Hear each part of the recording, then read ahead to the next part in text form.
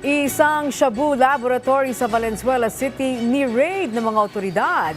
Higit 6 na bilyong pisong halaga ng mga iligal na droga na kumpiska. Si Ryan Lesiges sa sentro ng balita.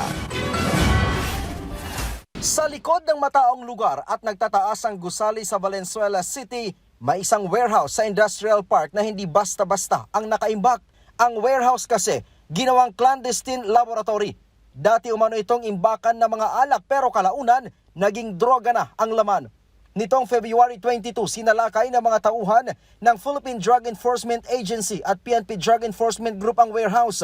Una munang nagsagawa ng buy-bust operation ang mga otoridad kung saan isa ang naaresto. Mahigit sa 900 kilo ng shabu na nagkakahalaga ng mahigit sa 6 billion pesos ang nakumpiska ng mga otoridad. Bago yung na-discover yung laboratory, nagkaroon ng buy-bust. And we are certain na yung na-buy-bust operation is a part of the syndicate.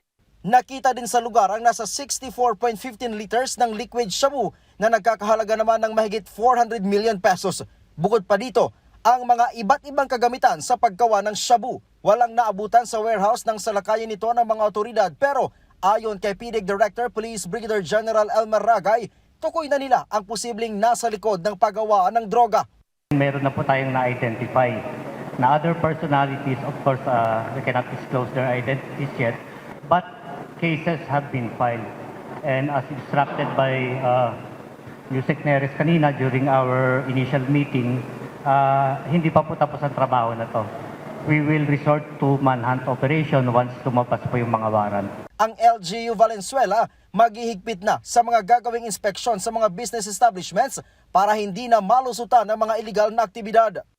Because of this incident, talaga po kung aminin ko na nagulat ako sa kalakihan nitong magnitude. Hindi ko naisip na magkakaroon pala ng isang clandestine laboratory po dito in Valenzuela. Lalo pa namin dadalasan po. Kasong paglabag sa Republic Act 9165 Section 5 o selling ang isinampa nila sa naarestong suspect sa buy-bust operation.